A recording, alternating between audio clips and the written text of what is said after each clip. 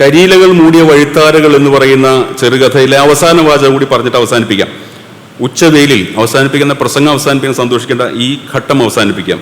അവസാനമായി ഉച്ചവെയിലിൽ ഇരുട്ട് അഭയം തേടിയ ആ അന്തരീക്ഷം ചുറ്റും വിറകൊള്ളുകയാണ്. നേരത്തെ പറഞ്ഞ തുടർച്ചയാണ്. ഉച്ചവെയിലാണ്. ഉച്ചവെയിലിൽ ഇരുട്ട് അഭയം തേടിയ ആ അന്തരീക്ഷം ചുറ്റും വിറകൊള്ളുകയാണ് എന്നാണ് കരിയിലകൾ മൂടിയ വഴിത്താരകൾ പ്രശസ്തമായ മറ്റൊരു അവസാനിക്കുന്നത്. അന്തി വെളിച്ചം എന്ന പേരിൽ അദ്ദേഹം ഒരു കഥ തന്നെ എഴുതിയിട്ടുണ്ട്. ഈ അന്തി വെളിച്ചം എന്ന് പറയുന്നത് അതിനകത്ത് എല്ലാ ഈ വിരുദ്ധ ആശയങ്ങളെ ചേർത്ത് ചൊല്ലുന്നതിനാണ് ഈ മെറ്റഫർ സൃഷ്ടിക്കാനുള്ള കഴിവായിട്ട് പ്ലേറ്റോ പറയുന്നത്. നമ്മൾ ഈ സാഹിത്യ സിദ്ധാന്തമൊക്കെ പഠിക്കുമ്പോൾ പറയും. അതായത് സാധാരണക്കാരന് ഒരിക്കലും ചേർത്ത് പറയാൻ സാധിക്കാത്ത ചില വിരുദ്ധമായിട്ടുള്ള ആശയങ്ങളെ ചേർത്ത് പറയുവാൻ അതിന് സാങ്കത്യമുണ്ടെന്ന് അനുവാചകൻ തോന്നിപ്പിക്കുകയും ചെയ്യുന്ന വിദ്യയ്ക്കാണ് സാഹിത്യം എന്ന് പ്ലേറ്റോ പറയും. രൂപങ്ങൾ മെറ്റഫർ പ്രയോഗിക്കാനുള്ള അസാധാരണമായ അനിതര സാധാരണമായ സിദ്ധിയാണ് സർഗാത്മകത എന്ന് പ്ലേറ്റോ പറയുന്നുണ്ട്.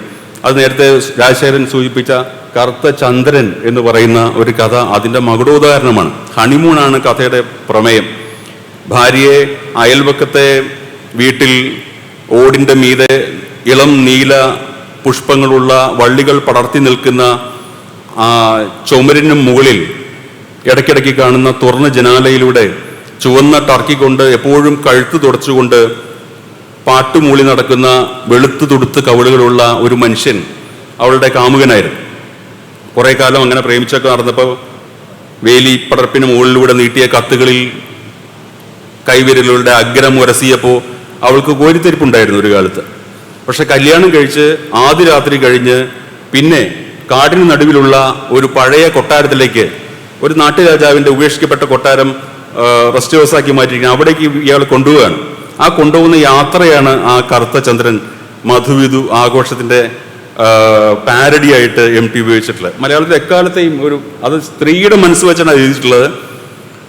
ഒരു പക്ഷേ MT കല്യാണം കഴിച്ചിട്ടുണ്ട്, പക്ഷെ അത് പെണ്ണിൻ്റെ മനസ്സിൽ നിന്നുള്ള എഴുത്താണ്, പുരുഷനെ പറ്റിയല്ല. പുരുഷൻ ഒരു വില്ലനെ പോലെ വേർത്ത് കുളിച്ച ഡബിൾ മുണ്ട്, പിൻഭാഗത്ത് വലിയ നനഞ്ഞ വൃത്തം സൃഷ്ടിക്കുന്ന, അടുത്തു വരുമ്പോൾ വേർപ്പിൻ്റെ നാറ്റമടിക്കുന്ന, ഒരൊറ്റ നിമിഷം കൊണ്ട് ഭൂതകാലത്തിലെ ചെങ്ങമ്പുഴ സൃഷ്ടിച്ചതുപോലുള്ള ഒരു തരുണ കോമള ഗാത്രനായിട്ടുള്ള ഒരു യുവാവ് പൊടുന്നനെ ഒരു വില്ലൻ ആയിട്ട് മാറുന്ന ഒരു സന്ദർഭമാണ് അതിനകത്ത് അവതരിപ്പിക്കുന്നത്. അതിനകത്ത് ഈ ടാർട്ടർ റോഡിലൂടെ ഇവർ ഇങ്ങനെ പോകുമ്പോൾ അദ്ദേഹത്തിൻ്റെ സ്വന്തം കാറാണ് ഭർത്താവിൻ്റെ. അത് നോക്കുമ്പോൾ രണ്ട് കാര്യങ്ങൾ അവൾ കാണുന്നു. മുന്നോട്ട് ആഞ്ഞിരുന്നിട്ട് പിന്നിലേക്ക് പായിഞ്ഞു മറയുന്ന റോഡിൻ്റെ കറുത്ത നിരത്ത് നോക്കിയിരിക്കുമ്പോൾ ഇതിൻ്റെ ഇരുൾ പ്രവാഹം അതിൽ നോക്കി അവൾ ഇരുന്നു. അതിൻ്റെ ഇരുണ്ട പ്രവാഹത്തിൽ ചുറ്റുമുള്ള കാനന ഭംഗികളിലേക്ക് അവൾ നോക്കിയില്ല. വിൻഡോ സ്ക്രീനിലൂടെ കാണാവുന്ന പിന്നിലേക്ക് ഓടി മറയുന്ന നിരത്തിൻ്റെ ഇരുട്ടിലേക്ക്, ഇരുൾ പ്രവാഹത്തിലേക്ക് അവൾ നോക്കിയിരുന്നു. മറ്റൊന്ന് അതിനകത്തുള്ളത് രാത്രിയാവുന്നു. ഉച്ച കഴിഞ്ഞ് വൈകുന്നേരം കഴിഞ്ഞ് രാത്രിയിലേക്ക് പോകുന്ന ക്രമത്തിലാണ് ആ കഥയുടെ ഘടന. ഇവർ കൊട്ടാരത്തിലേക്ക് പോകുന്നു. രണ്ടാം ദിവസം, ഹണിമൂണിലെ രണ്ടാമത്തെ ദിവസം ആഘോഷിക്കാൻ പോവുകയാണ്. ആ സമയത്ത് പെട്ടെന്ന് കൂപ്പുകൈകളോടെ വഴിക്ക് കുറുകെ വന്നു എന്ന ഒരു മുയലിനെ അവൾ ആ പേടിയോടെ, അയ്യോ വണ്ടി അവൾ ആ മുയലിൻ്റെ ദേഹത്ത് കയറുമോ എന്ന് ഭയക്കുമ്പോൾ ഇയാൾ ഇടം വലം വെട്ടിച്ചിട്ട് പറയുന്നു കിട്ടി എന്ന് പറയും. എന്നിട്ട് ഡോറ് തുറന്നിറങ്ങിയിട്ട് ഇരുട്ടത്ത് ഈ ഇതിൻ്റെ ഹെഡ്ലൈറ്റിൻ്റെ വെളിച്ചത്തിൽ ചോര ഒലിക്കുന്ന ഒരു മാംസക്കട്ട പോലെ ചെവിയിൽ പിടിച്ച് മുയലിനെ ഉയർത്തി കാണിക്കുന്നു. നാഗു ഇതിനെ ഗംഭീരമായിട്ട് പൊരിച്ചു തരും എന്ന് പറയുന്നു. അവൾ അറപ്പോടെ മുഖം വെട്ടിച്ചു എന്നാണ് പറഞ്ഞത്. ആ അപ്പാവ് രാത്രി തുടങ്ങുമ്പോൾ MT മറ്റൊരു ഭാഷയിലും മലയാളത്തിൽ ഇതര കഥാകൃത്തുക്കളിലും കാണാത്ത ഒരു ഗംഭീരമായിട്ടുള്ള ഒരു ഉപമ പറയണ്ട. കടപ്പക്കല്ലുകൾ പോലെ കറുത്ത മേഘങ്ങൾ ചിതറിക്കിടന്ന നരച്ച ആകാശം എന്ന്. കടപ്പക്കല്ലുണ്ടല്ലോ, നമ്മൾ ഈ അടുക്കളയുടെ പാതകം ഉണ്ടാക്കാൻ വേണ്ടിയിട്ട് ഉപയോഗിക്കുന്ന ഗ്രാനൈറ്റിൻ്റെ കുറച്ച് വില കുറഞ്ഞ രൂപമാണ് കടപ്പക്കല്ലുകൾ. ഇത് ഈ ഗ്രാനൈറ്റും കരിക്കട്ടയും കടപ്പക്കല്ലും വജ്രത്തിൻ്റെ സഹോദരന്മാരാണെന്ന് അറിയാവുന്ന ഒരാൾ ബോധപൂർവ്വം ഉണ്ടാക്കിയതാണ്. കടപ്പക്കല്ലുകൾ പോലെ കറുത്ത മേഘങ്ങൾ ചിതറിക്കിടക്കുന്ന നരച്ച ആകാശം. അത് ആ കൊട്ടാരത്തിലേക്ക് കയറുമ്പോൾ, പഴയ ഇടിഞ്ഞു പൊളിഞ്ഞ കൊട്ടാരത്തിൽ കയറുമ്പോൾ MT എഴുതുന്നു, പഴയ കൊട്ടാരത്തിൽ രാത്രി നേരത്തെ കയറി പറ്റിയെന്ന് തോന്നി. പിന്നെ കൊട്ടാരമുറിയിൽ മുണിഞ്ഞു കത്തുന്ന വെളിച്ചം, കൊട്ടാരത്തിലെ ആളുകൾ തെളിഞ്ഞ വെളിച്ചത്തെ ഭയപ്പെടുകയാണ് എന്ന് തോന്നി. മങ്ങിയ വെളിച്ചത്തിൽ ഒറ്റക്കണ്ണൻ താടിക്കാരൻ, ഈ നാഗു എന്ന് പറഞ്ഞ വേലക്കാരനാണ്, ഒരു പ്രേതത്തെ പോലെ നടന്നു. ആ കഥയുടെ അവസാനമാണ് ആ കഥാപാത്രത്തിൻ്റെ പേര് ഈ കഥാനായകൻ വിളിക്കുന്നത്. അവളുടെ നീരസം തുടർച്ചയായിട്ട് കണ്ടുമെടുത്തപ്പോൾ ഈ കഥാനായകൻ ഈ ഭർത്താവ്, ഹണിമൂണിലെ ഭർത്താവ് പത്മം എന്ന് വിളിക്കുന്നു. യാദൃച്ഛികമായി ഇട്ടതാകാൻ ഒരു സാധ്യതയില്ലാത്തൊരു പേരാണ് പത്മം. സൂര്യൻ്റെ വെളിച്ചം കൊണ്ട് മാത്രം വിടരുന്ന ഒരു പുഷ്പത്തിൻ്റെ സാന്നിധ്യം ഇരുട്ടിൽ അവതരിപ്പിച്ചുകൊണ്ട് ആ രണ്ടാമത്തെ രാത്രിയുടെ അന്ത്യയാമത്തിൽ വിരസതയുടെ മുഖപടമണിഞ്ഞു കിടക്കുന്ന തൻ്റെ നവോഢയായിട്ടുള്ള പെണ്ണിനെ അയാൾ 2 പ്രാവശ്യം പത്മം എന്താ ഈ കാണിക്കണേന്ന് ചോദിക്കുന്നുണ്ട്. കുമാരനാശാന്റെ കവിതകളൊക്കെ വായിക്കുമ്പോൾ നമുക്കറിയാം, കവിതകൾ നിർദ്ധാരണം ചെയ്യാൻ കഴിവുള്ള വലിയ ആളുകൾ നമുക്ക് പറഞ്ഞു തന്നിട്ടുണ്ട് എന്തുകൊണ്ടാണ് കുമാരനാശാൻ ഈ നളിനിയും ദിവാകരൻ എന്ന് പേരിടുന്നത്. നായികയ്ക്ക് നളിനി എന്നും അപ്പുറത്തെ ആൾക്ക് ദിവാകരൻ, സൂര്യൻ എന്ന് പറയുന്നത്. സീതയെ പറ്റി എഴുതുമ്പോൾ രവികുല വംശജനായ സീതയെയും രാമനെയും സീതയെയും എതിർ ദിശകൾ നിർത്തിക്കൊണ്ട് എന്തുകൊണ്ടാണ് ഇയാളിത് വീണ്ടും വീണ്ടും പറയുന്നത് എന്ന് നമുക്ക് പറഞ്ഞു തന്നിട്ടുണ്ട്. ആ അർത്ഥത്തിൽ ഈ പേരിടൽ, പത്മം എന്നുള്ള പേരിടൽ അതിഗംഭീരമായിട്ടുള്ള ഒന്നാണ് എന്ന് ഞാൻ കരുതുന്നു. ഈ ഇരുട്ടിൽ മാത്രം വിടരുന്ന ധർമ്മമൂർത്തിയായിട്ടുള്ള പുരുഷന്മാർക്ക് നേരെ മാത്രം വിടരാൻ കൊതിക്കുന്ന ഒരു പെണ്ണിനെ അധർമ്മമൂർത്തിയായിട്ടുള്ള ഒരു ഭർത്താവിൻ്റെ എതിരെ നിർത്തിക്കൊണ്ട് MT നടത്തുന്ന അതിഗംഭീരമായ പുരുഷ വിഡംബനം ആണ് കറുത്ത ചന്ദ്രൻ എന്ന് പറഞ്ഞ കഥ. ആ കഥയുടെ അവസാനത്തെ വാചകം വളരെ പ്രധാനപ്പെട്ടതാണെന്ന് ഞാൻ കരുതുന്നു. മുറിയിൽ ഇരുട്ട് പരന്നപ്പോൾ രാജാവിൻ്റെ മെത്തയുടെ അരികിൽ അല്പമാത്രം സ്ഥലമെടുത്ത്, പണ്ട് രാജാവ് കിടന്നിരുന്ന മെത്തയാണ്, ഇപ്പം മുഷിഞ്ഞതാണ്. രാജാവിൻ്റെ മെത്തയുടെ അരികിൽ അല്പമാത്രം സ്ഥലമെടുത്ത് നനയുന്ന കണ്ണുകൾ ജാലകമറയ്ക്കപ്പുറത്തെ ഇരുണ്ട രാത്രിയിലേക്ക് ഉയർത്തി അവൾ വെറുങ്ങലിച്ച പോലെ കിടന്നുന്ന്. ആ ഇരുട്ടിൽ നിന്ന് കൂടുതൽ ഇരുട്ടിലേക്ക് നോക്കിക്കൊണ്ടാണ് ആ സ്ത്രീ കിടക്കുന്നത്. ഇത് യാദൃശ്ചികമായി എഴുതപ്പെട്ട ഒന്നാണ് എന്ന് ഈ ഇരുൾ ഭാവന, ഇരുട്ടിനെക്കുറിച്ചുള്ള നിരന്തരമായിട്ടുള്ള സൂചനകൾ തൻ്റെ ചെറുകഥകളിൽ എമ്പാടും ബോധപൂർവം എന്നോണം നിരത്തിയത് യാദൃശ്ചികമാൻ സാധ്യതയില്ല എന്ന് ഞാൻ കരുതുന്നു. എനിക്ക് ഏറ്റവും പ്രിയപ്പെട്ട MTയുടെ ഒരു കഥ നീലക്കുന്നുകളാണ്. ആ നീലക്കുന്നുകളുടെ കഥ കൂടി പറഞ്ഞിട്ട് അവസാനിപ്പിക്കാം. അതിന് 3 ഭാഗങ്ങളുണ്ട്. ഒന്നാം ഭാഗം എൻ്റെ ഭാഗ്യവശാൽ രാത്രികൾ എന്നാണ് ഞാൻ. 2ാം ഭാഗം സഹയാത്രികർ എന്നാണ്. 3ാം ഭാഗത്തിൻ്റെ പേര് വെളിച്ചം എന്നാണ്. രാത്രികൾ എന്ന് പറഞ്ഞ ആദ്യ ഭാഗം, സഹയാത്രികർ എന്ന് പറഞ്ഞ 2ാം ഭാഗം, വെളിച്ചം എന്ന് പറയുന്ന 3ാം ഭാഗം. നീലഗിരി കുന്നുകളുടെ മടക്കുകളിൽ എവിടെയോ താമസിക്കുന്ന തൻ്റെ ജ്യേഷ്ഠത്തിയെ, സ്നേഹം കൊണ്ട് തന്നെ ഭൂതകാലത്തിൽ വീർപ്പ് മുട്ടിച്ചിരുന്ന തൻ്റെ ജ്യേഷ്ഠത്തിയെ വർഷങ്ങൾക്ക് ശേഷം കാണാൻ പോകുന്ന എഴുത്തുകാരനായിട്ടുള്ള കഥാപാത്രമാണ് അതിൻ്റെ നായകൻ. അയാൾ പോകുന്നു, തീവണ്ടി, നീലഗിരി കുന്നുകളിൽ മാത്രം ഓടുന്ന പ്രത്യേകതരം എഞ്ചിൻ പിടിപ്പിച്ച് തീവണ്ടിയിൽ യാത്ര ചെയ്യുന്നു. വിരസമായിട്ടുള്ള ആളുകളുടെ സഹയാത്രികരുടെ സംഭാഷണങ്ങൾ കേട്ടിരിക്കുന്ന പൊങ്ങച്ചം കൊണ്ട് പൊറുതിമുട്ടുന്നു. അങ്ങനെ പോകുമ്പോൾ ഈ രാത്രികൾ എന്ന് പറഞ്ഞ ഭാഗത്ത് ഭൂതകാലത്തിൻ്റെ തന്നെ നിർമ്മിച്ച, താൻ എന്തിൽ നിന്നാണോ ഈ രത്നം പോലെ ഉള്ള കഥകൾ മെനഞ്ഞെടുത്ത് ആ ഭൂതകാലത്തിൻ്റെ ഇരുട്ട് എന്ന് മറ്റുള്ളവർക്ക് തോന്നാവുന്ന ഭൂതകാലം പറയുമ്പോഴാണ് രാത്രികൾ എന്ന് പേരിട്ടിരിക്കുക. അതിനകത്ത് അമ്മയും ജ്യേഷ്ഠത്തിയും എല്ലാം ഉണ്ടായിരുന്ന അദ്ദേഹത്തിൻ്റെ ഭൂതകാലം തന്നെയാണ് പറയുന്നത്. അതിൻ്റെ നടുക്കുള്ള സഹയാത്രികർ എന്ന് പറയുന്ന ഖണ്ഡത്തിൻ്റെ കൃത്യം നടുക്ക് ഏതാനും നിമിഷങ്ങളിലേക്ക് ആ തീവണ്ടി ഒരു തുരങ്കം കടക്കുന്നുണ്ട്. അത് ആ ശില്പനിർമ്മാണത്തിൻ്റെ ഒരു തച്ചൻ ഉണ്ടാക്കുന്ന പോലത്തെ ശില്പനിർമ്മാണം ഉത്തമ ഉദാഹരണമാണ്.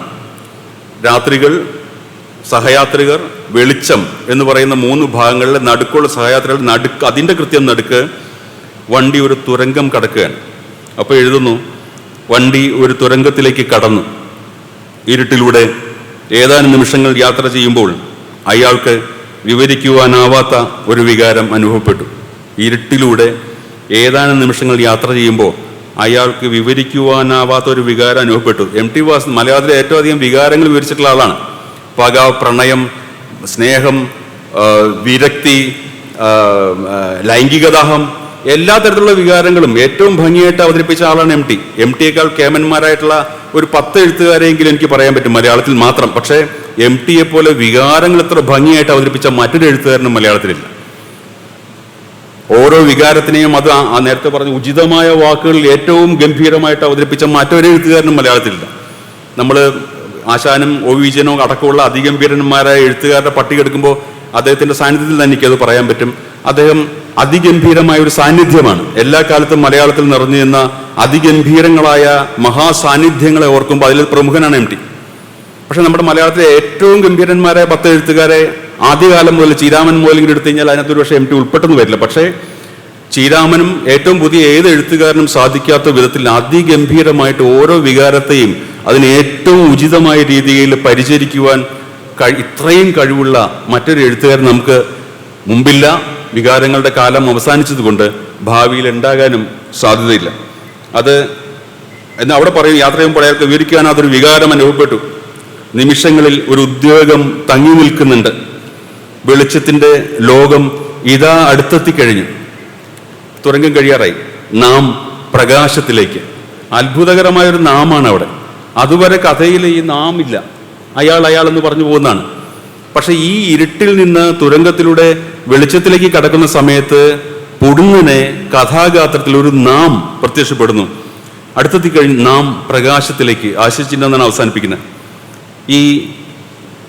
ഈ നാം MT വളരെ ബോധപൂർവം സന്നിവേശിപ്പിക്കുന്ന ഒരു നാമാണ്. ഞാനൊക്കെ കഥ എഴുതിയാലും ആത്മകഥാക്കുറിപ്പ് എഴുതിയാലും അറിയാതെ ഞാൻ കുറേ വരും. ഞാൻ നാറ്റം കൊണ്ട് അസഹ്യമായിട്ടുള്ള ചിലത് കുറേ വെട്ടിക്കഴിഞ്ഞാലും ഒരു 70 ഞാൻ പിന്നെയും വരും. എത്ര വെട്ടിയാലും ഞാൻ പോകാത്തൊരു ഞാനാണ് ഞാൻ. പക്ഷേ MT ഒരിക്കലും ഞാനെന്ന് യാത്രാക്കുറിപ്പുകൾ എഴുതുമ്പോൾ പോലും പറയില്ല. നാം വിയറ്റ്നാമിൽ പോയി ഇറങ്ങുമ്പോൾ എന്ന് അദ്ദേഹം പറയുള്ളൂ. അല്ലെങ്കിൽ നാം അമേരിക്കയുടെ നമ്മളെ കൂടെ കൊണ്ടു നടക്കുന്നതാണ്. കൊൺറാഡ് അല്ല, മറ്റേ ഇയാൾ വാൾട്ട് വിറ്റിമാൻ അല്ലേ പറഞ്ഞേ, എന്താണ് ഞാൻ വൈരുദ്ധ്യങ്ങൾ സംസാരിക്കുന്നുവെന്നോ, ഐ കോൺട്രഡിക്റ്റ് അല്ലേ myself, yes I contain multitudes എന്നാണ്. ഞാൻ എന്നെ തന്നെ വിരുദ്ധോക്തികൾ കൊണ്ട് നിറയ്ക്കുന്നുവോ? ഉണ്ടാകാം, കാരണം ഞാൻ എന്നിലൊരു പുരുഷാരമുണ്ട് എന്നാണ് അദ്ദേഹം പറഞ്ഞത്. അതിൻ്റെ നേരെ വിപരീത ദിശയിൽ പ്രവർത്തിക്കുന്ന ഒരു സാഹിത്യ സിദ്ധാന്തം MT ഉപയോഗിക്കുന്നുണ്ട്. അതായത് ഓരോ മനുഷ്യനിലും ഒരു MT ഉണ്ട് എന്ന് അദ്ദേഹത്തിന് നേരത്തെ അറിയാം. അതുകൊണ്ട് നാം എന്ന് പറയുമ്പോൾ ഓരോ മനുഷ്യൻ എടുത്തു നോക്കിയാൽ എത്ര MT എന്ന് നമുക്കറിയാം. ഒരു 20% MT. ആ ശതമാന കണക്കനുസരിച്ച് നമുക്ക് MT മലയാളിയെ തന്നെ വിഭജിക്കാം. മലയാളത്തിൻ്റെ എക്കാലത്തെയും മഹാനായ ഒരു ഗദ്യകാരൻ സൃഷ്ടിച്ച വാഗ്മയാണ്. വീണ്ടും നിങ്ങൾ നാലുകെട്ട് നായർ എന്ന് പറയാതെ ഇവിടെ ഇരിക്കുന്ന ചെറുപ്പക്കാരെങ്കിലും ഇത്തരം കാര്യങ്ങളിലൂടെ അദ്ദേഹത്തെ പുനർവായിക്കാൻ ശ്രമിച്ചിരുന്നുവെങ്കിൽ എന്നുള്ളൊരു പ്രാർത്ഥനയോടെ, The light has gone out of our life and there is darkness everywhere. Nehru 1948 MT കഥ എഴുതി തുടങ്ങിയ സമയത്ത് പറഞ്ഞൊരു വാചകമാണ്. നമ്മുടെ ജീവിതത്തിൽ നിന്ന് വെളിച്ചം ഇതാ മറഞ്ഞിരിക്കുന്നു, എങ്ങും ഇരുട്ടായി കഴിഞ്ഞിരിക്കുന്നുവെന്ന്. ആ ഇരുട്ടിനെ സമർത്ഥമായിട്ട് പിഴിഞ്ഞെടുക്കുവാൻ, അതിനെ കടഞ്ഞ് അതിൽ നിന്ന് ഒരു മന്ദഹാസം പോലെ, ഒരു നേരത്തെ മന്ദഹാസം സിനിമയുടെ പേര്, ഒരു ചെറുപുഞ്ചിരി പോലെ ആ വേദനയിൽ നിന്ന്, ആ ഇരുട്ടിൽ നിന്ന് രത്നം പോലെയുള്ള കഥകൾ സൃഷ്ടിച്ച ആ ധന്യാത്മന് അദ്ദേഹത്തിൻ്റെ 90ാം പിറന്നാളിൽ ഈ ചെറിയ എഴുത്തുകാരൻ്റെ വലിയൊരു നമസ്കാരം. ആ പാദങ്ങളിൽ തൊട്ട് നമസ്കരിക്കാൻ ഒരു സങ്കോചവുമില്ലാതെ ഒരു നമസ്കാരം.